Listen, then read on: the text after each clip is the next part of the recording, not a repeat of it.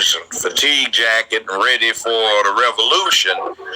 They came out with Superfly in 1971-72, where this dude's got processed heads, driving a pimp mobile, selling drugs, and they make him a hero. They had Black Caesar with Fred the Hammer Williams, and that plot was he was a major drug dealer who was trying to become the only drug dealer, and he was killing and assassinating a whole lot of people. He became the hero, driving off in the limo into the sunset, smoking a big Cuban cigar.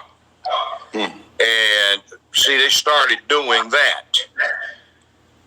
Well, when you get this mix rolling, they also had another thing too, which was, let's take over the political parties. And you used to hear them on campus talking this nonsense all the time, where they'd get into the Republican Party and the Democratic Party, and the thing was the Republican Party would work behind the scenes, or at least the ones that got in there, and in the Democratic Party they'd be the voice. So from time to time they would deliberately cause a lot of confusion.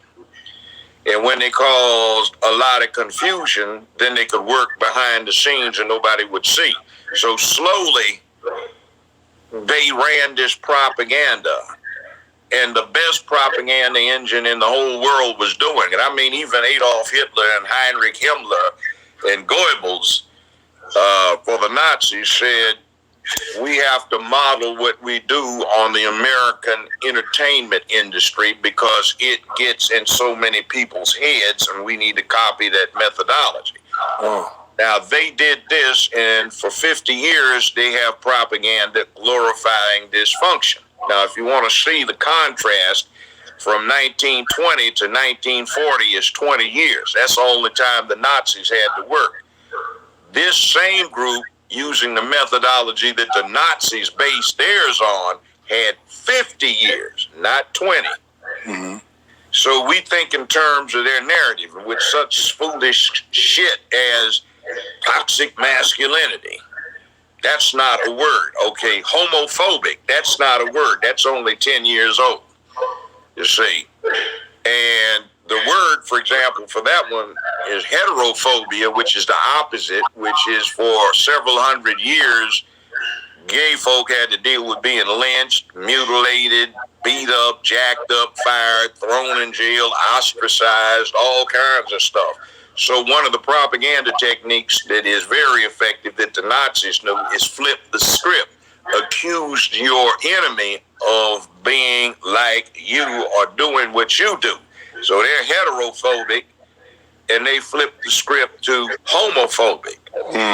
For example, you can find old dictionaries, they've got heterophobic, but they don't have homophobia in there. But now if you type it into an iPhone, heterophobia is red underlined because they don't recognize it as a word, but homophobic, they'll put up a rainbow, you get that little emoji popping up. That's the flipping of the script, all right? And when they start getting you thinking this way, toxic masculinity. See, what they call toxic masculinity is the absence, because that's where you come in, where I come in, is we're trying to deal with imposing masculinity, because masculinity is a set of standards inputted into a boy so long, so often, so hard, that when he becomes a man, it is innate in his character, and that's about making where you live a better, safer, more secure place filled with economic prosperity, sense of purpose, morality, and ethics, where you dedicate yourself to public peace, dignity, and order, and you are a man of peace who can be violent and brave and courageous when necessary. Mm-hmm. You see, that's what men do, where the little women and children get in the lifeboat first when the damn Titanic is going down.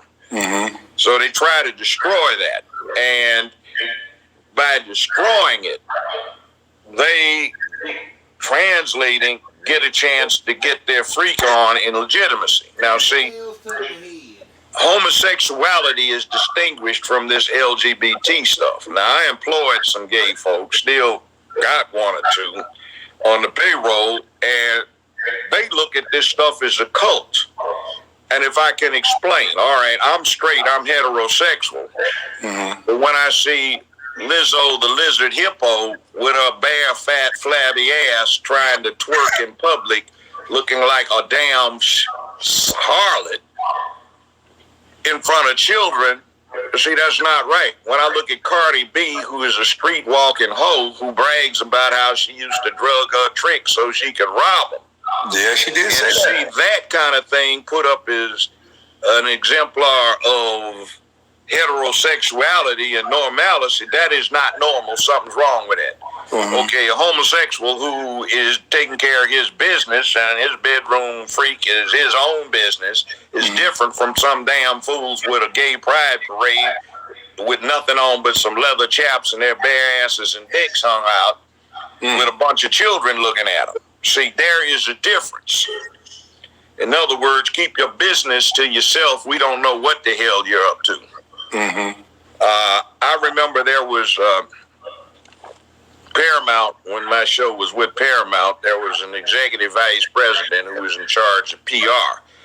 And my beautiful wife at the time, now ex-wife, I can't seem to keep them all that long. But anyway, they're expensive as shit. But look, we were in a thing in New York where everybody had to go there for one of these corporate things.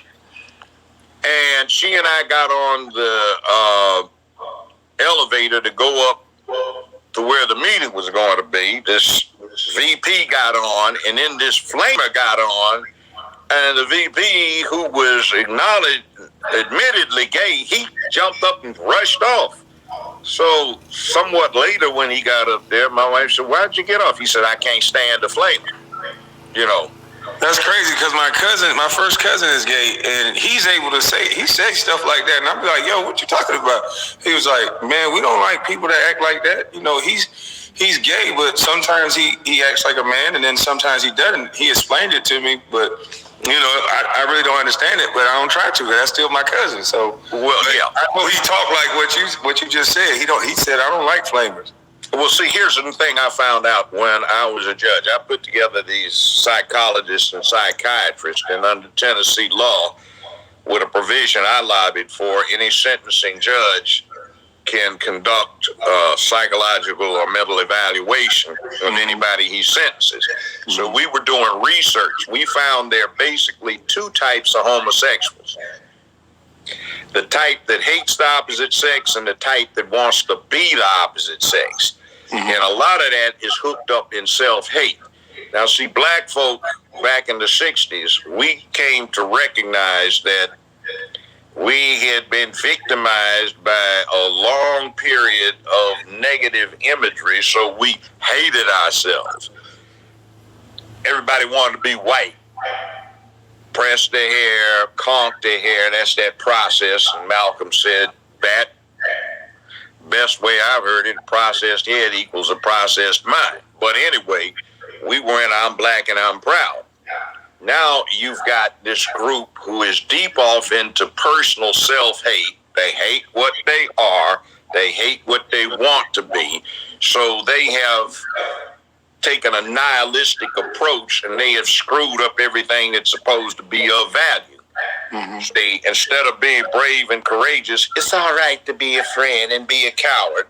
Instead of, well, hell, they couldn't get away with anything else but that. McFly in Back to the Future 35 years ago, what is it? He goes back in time, his daddy is there getting punked out by this bully, and where the kid comes from, this bully's still bullying daddy. So he gets daddy to screw up his nerve. Daddy busts the bully in the mouth on prom night, knocks him out, actually. When he gets back, the bully works for daddy. He's daddy's flunky. See, that stand up to a bully is part of being a man. You have to learn how to deal with that. You know, I'm going to get my ass whipped, but I'm going to bust this MF in his mouth, you know. And maybe the next time, somebody else, he doesn't want to get busted in his mouth, even if he winds up whipping me. Now, oh my God, we have to bring in the police and the teachers and the parents to stop all of this horrible bullying. Oh, it's just so awful. And then, oh my God, we have to stop this online bullying. Oh, he's going to kill himself if he turn the goddamn thing off. And you see Twitter, Facebook, Instagram are perverting the First Amendment. You can't say stuff if it makes some jackass feel uncomfortable. Yeah. And then I don't even watch TV. Well, see, here's the thing that's bad about that. Mm-hmm. If you complain about somebody doing you that way, like on Twitter, you can say the N-word all you want. You can put child pornography, pedophilia, you can put full frontal